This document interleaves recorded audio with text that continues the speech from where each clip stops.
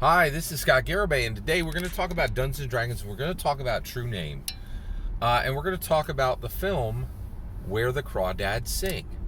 All right, so I saw the film Where the Crawdads Sing. Fantastic film. It's an excellent story.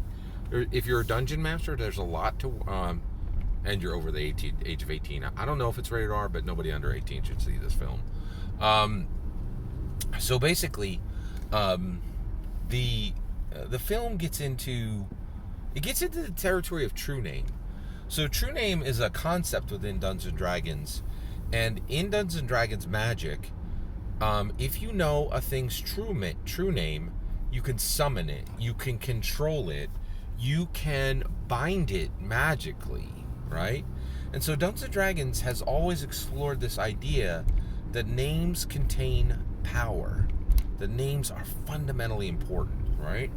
So I was watching Where the Crawdads Sing, and it manifested Truename, right? In a particular interesting way.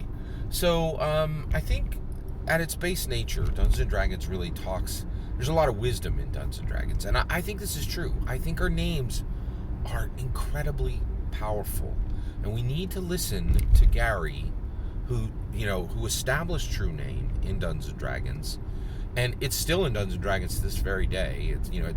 It's just Dungeons and Dragons. So Truename has always been in Dungeons and Dragons, and it's still trying to teach us a lesson as humans about names, right? So, and I think there's, writers are some of the most intelligent people, both emotionally and intellectually, right? Writers are you take humans, right? The most emotionally and intelligent humans write, right? And the reason why is we have all these things inside of us, but writing is the way we say, hey, this is the most important thing I have to say, and it needs to live past me. It needs to be spread. It needs to go forth, right? Not everything that comes out of my mouth is valuable, right? But this is, and it needs to be captured, right? And so the writers in Where the Crawdads Sing really did something fascinating. So Where the Crawdads Sing is the story of the Marsh Girl. She is a girl who grew up in the Carolina marsh, right? The North Carolina marsh. And she lived by herself in a ramshackle house on the marsh. So she had an abusive father who struck her, struck all of her siblings, and struck Kaya's mother. Kaya is the marsh girl, right? It gets really interesting. So Kaya is the marsh girl, okay, in this story. Her mother leaves first. Every sibling she has leaves, and then her father leaves her alone in this house on the North Carolina marsh, okay? And all the townfolk call her the Marsh Girl, right? So she grows up and becomes a teenager, and she falls in love with a young man by the name of Tate, okay? And Tate falls in love with her, and they're probably in there, like, the Marsh Girl doesn't go to school, right? She's a Marsh Girl, right? She lives in the marsh, she doesn't go to school, right? But Tate does go to school, and he's about a junior in high school, right? So so Kaya has her birthday coming up, and they know her birthday because Tate can read, and he taught the Marsh Girl to read.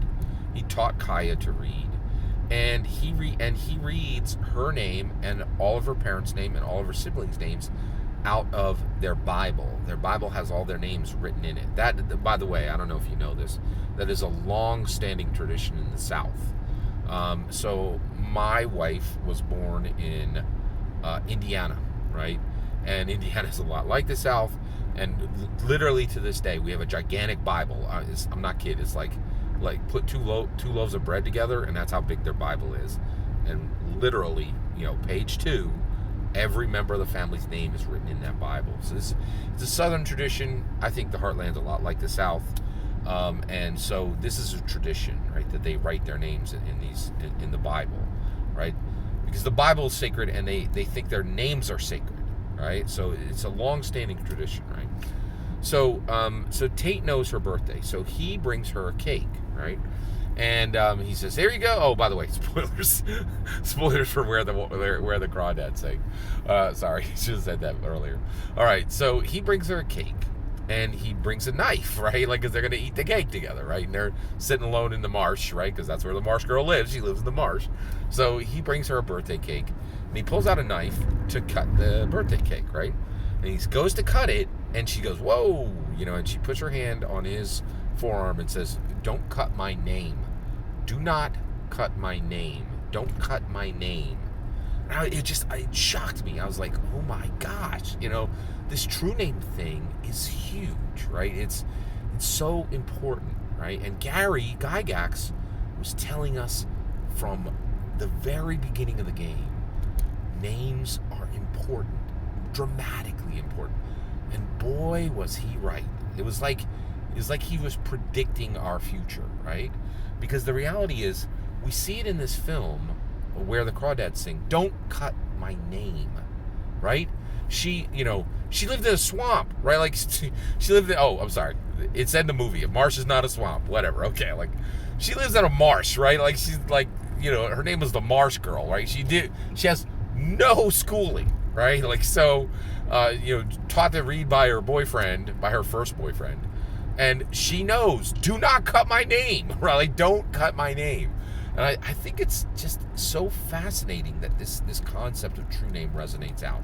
So what do we, as Dungeon Masters and Dungeons & Dragons players, take away from this? Gary Gygax called us to this. He said, understand your name is important. It has incredible value, right? Be aware of that, right? Because he was saying, your name has power over you, right? And I think he was 100% right? So let's talk about this. So with the Marsh Girl, what is her true name, right? Is her name Kaya, which her parents gave to her?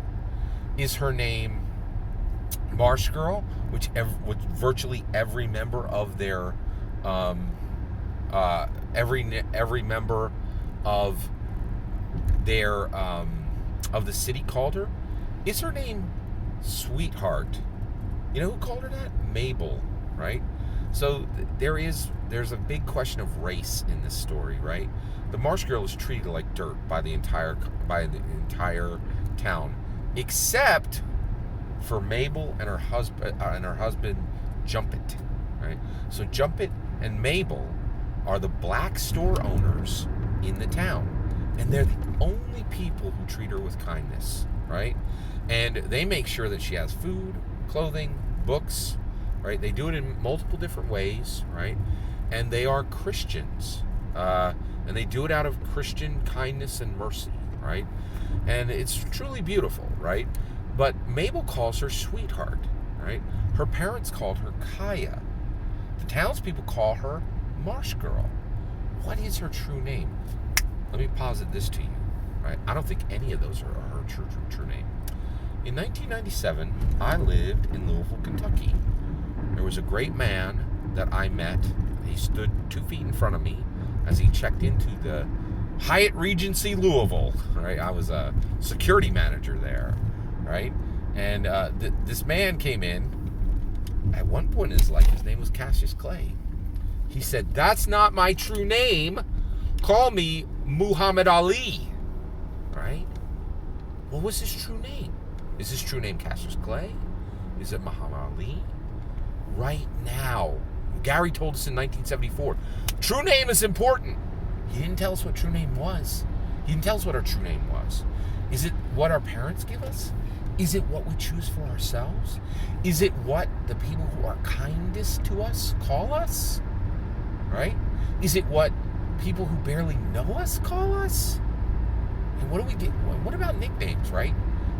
Honestly, I get nervous around people who give people nicknames, right? Because I think it's a power move, right? Because Gary warned me about it, right? But sometimes it's done as a kindness. Let's say your name is Beulah, right? Somebody might call you Butterfly, like as a kindness because you have such a terrible name given to you by your parents, right? So I think So here's where we end with this. I think Gary Gygax told us, pay attention to name, right? And he was 100% correct, right? Right now, we didn't even talk about dead names, right? Names are incredibly important. We haven't finished as Dungeon Masters and Dungeons & Dragons players. I think we have not. We deal with Truename in Dungeons & Dragons, right? But it is a gate. It is a gate that Gary set for us. First we deal with it in D&D, then we deal with it in IRL. We, Dungeons & Dragons and Dungeons & Dragons players, in my humble opinion, are the best people to answer this question for all of society, right? For American society first. It'll go to the rest of the world after that. But we need to figure this out. We need to transfer the knowledge from Dungeons & Dragons to IRL, right? What is our true name?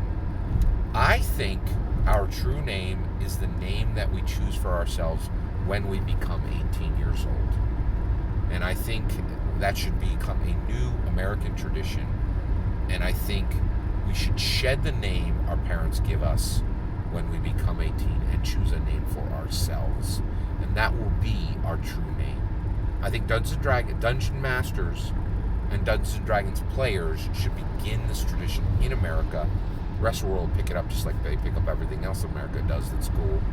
And we are perfectly positioned to start this new tradition. I think we need to decide what true name is, and we need to execute it, IRL. Move it from D&D to IRL. And then, here's where we break, right? We acknowledge, we learn from Gary Gygax, and then we go beyond him. He modeled that first with Lorraine Williams. Lorraine Williams understood what he did, valued it, and then she surpassed him. And she became a greater guardian for Dungeons & Dragons than Gary Gygax ever was, right? Gary Gygax handpicks Lorraine Williams, she surpasses him, right? We need to acknowledge what Gary Gygax taught us, and then we need to go beyond it, right? So when it's in D&D, the true name is hidden. But I think we should make true name the name we choose for ourselves when we turn 18 as a rite of passage, and it should be public. It should be known to everyone. And there should be a ceremony for it, right? I've often really had a lot of, look pretty jealous of, like, the Jews have a bar mitzvah and a bar mitzvah, and I think it's brilliant. And I wish I was Jewish, so I could have been bar mitzvah, right? But we can set new traditions into place, and I think there should be a D&D to IRL tradition built. We should choose our true name, and without fear, right, declare it to the world, because we own it for ourselves and no one can control us. That's my humble opinion. What's yours? I'd love to hear your thoughts. Let me know in the comments below. Please consider liking and subscribing. Have a wonderful millennium.